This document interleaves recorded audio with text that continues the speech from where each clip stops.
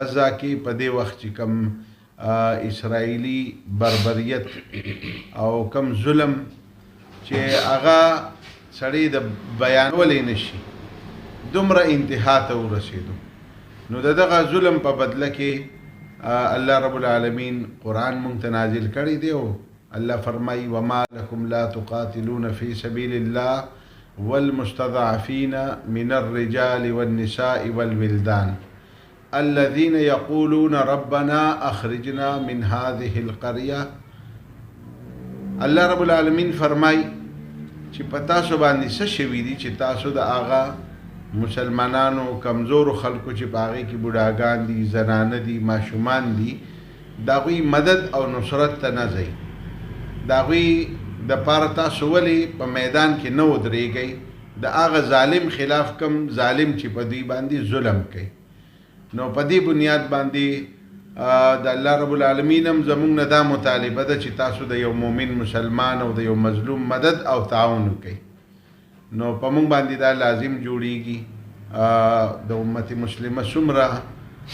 خلک چې دي ټول امت مسلمه هغوی له پکار دي چې فلسطین والا خصوصا هغوی په خپلو دعاګانو کې یاد وساتي او الله رب العالمین نه دا دعا کو چې الله رب العالمین اسرائیل ذلیل او رسوا کړي او په هر چا باندې یو ذمہ داری ده. نو اسلامی حکومتونو مسلمانانو حکمرانانو باندې دا ذمہ داری ده یا کم د انساني حقوقو تنظیمونه چې دي د هغوی دا ذمہ داری جوړیږي چې هغوی د فلسطینیانو سره پوره مرسته وکړي، که هغه په عملي میدان کې ودرېدلي او که هغه د هغوی سره مالی تعاون دی او که د هغوی د زخمیانو علاج دی او په هره سطح باندې بلکې هغوی ته یو محفوظ راهداري ورکړي شي. کم خلک چې هلته زخمیان دي او کم ماشومان، زنانه، مظلومان هلته پراته دي چې هغوی ته رسد وشي د وسایلو او د څیزونو او د هغه ځای نه د هغوی د علاج هغه بندوبست هم وشي او هغوی ته خپل یو حق میلاو شي. نو دا یو میسیج او پیغام دا مونږه ټول امت مسلمه ته او د هغې سره سره خصوصا خپل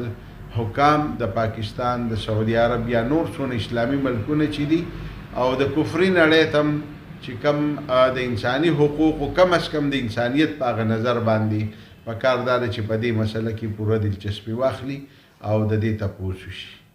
واخر دعوانا ان الحمد لله رب العالمین.